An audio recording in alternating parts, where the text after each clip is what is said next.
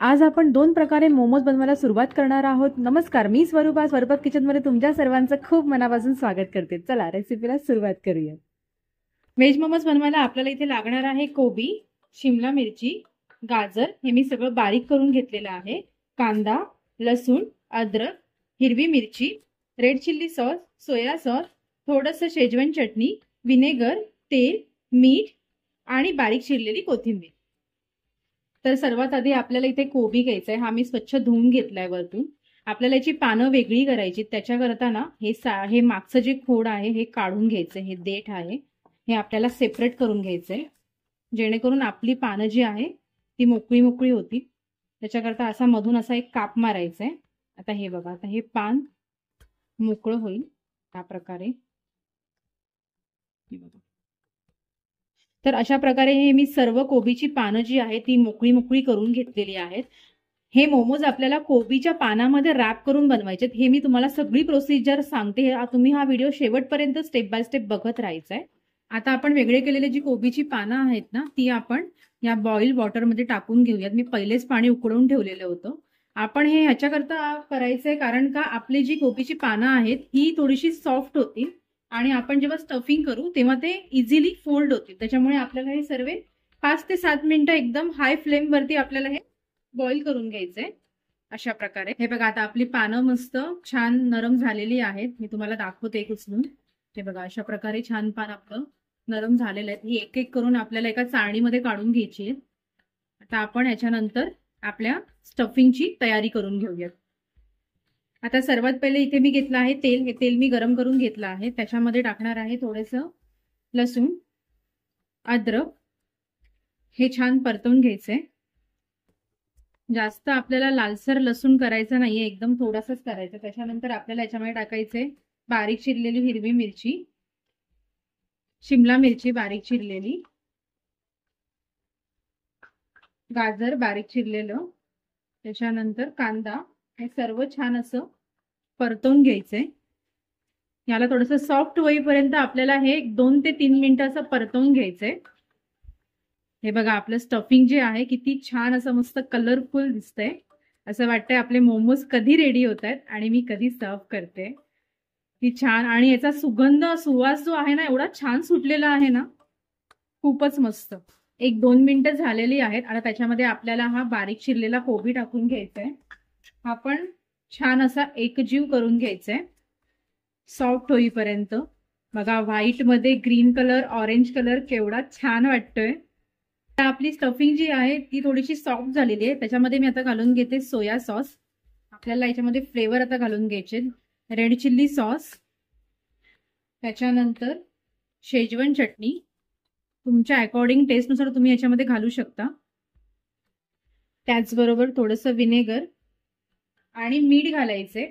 आपल्या सॉसेसमध्ये मीठ आहे त्याच्यामुळे आपल्याला याच्यामध्ये थोडंसंच मीठ घालायचंय, कारण आपल्या भाज्यांमध्ये मीठ नाहीये. आता आपण हे छान स्टफिंग जे आहे मिक्स करून घेऊयात. सर्व साईडने मिक्स झालेलं आहे.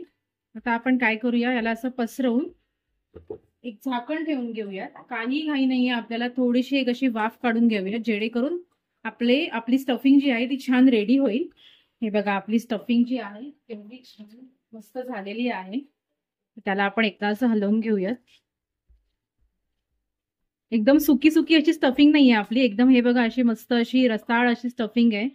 म्हणजे खायला असे मोमोज आपले असे एकदम सुके सुके लागणार नाही. ही स्टफिंग एका बाउलमध्ये काढून घेऊयात आणि आपण मोमोज रॅप करायला घेऊयात.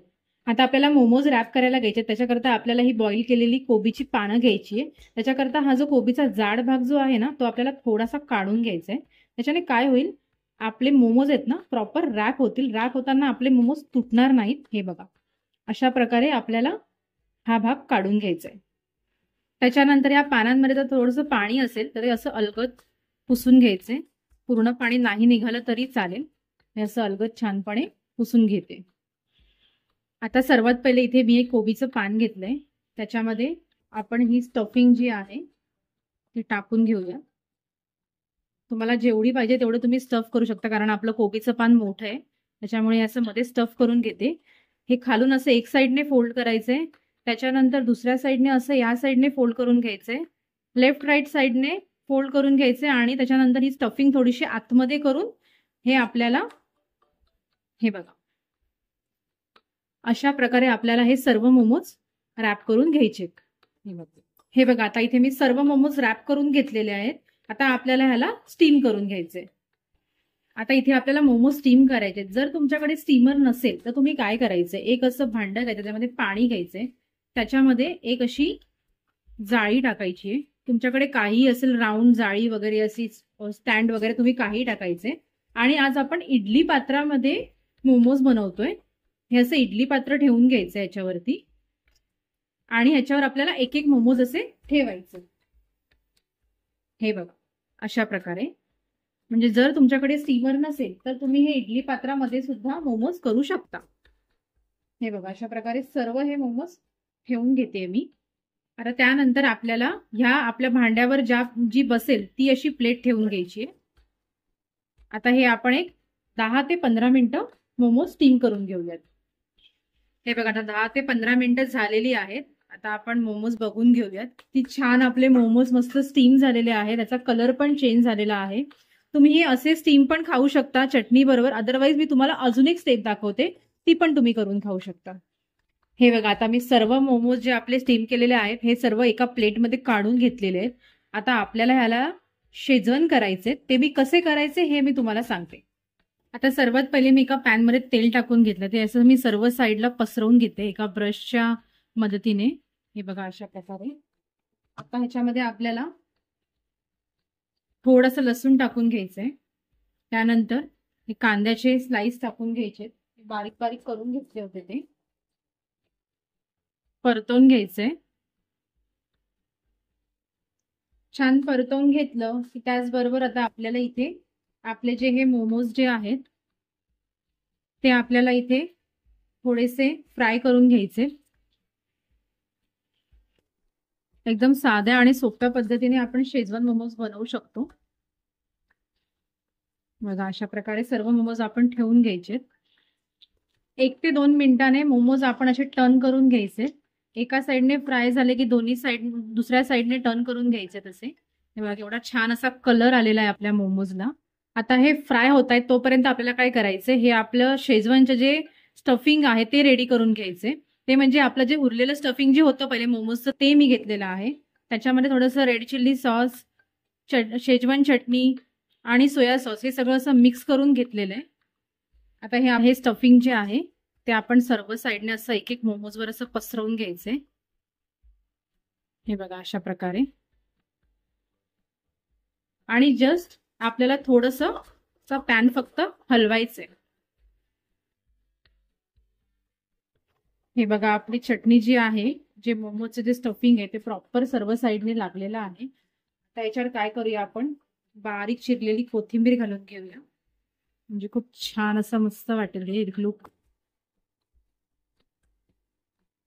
आता मी याला एका छान प्लेटमध्ये सर्व करून घेते. तोपर्यंत तुम्ही काय करायचंय, व्हिडिओला लाईक करायचंय, शेअर करायचंय, सबस्क्राईब करायचंय आणि जर तुम्हाला या रेसिपी आवडत असतील तर बेल आयकॉनला क्लिक करायला अजिबात विसरू नका, जेणेकरून तुम्हाला नेक्स्ट रेसिपीच्या नोटिफिकेशन मिळत राहतील.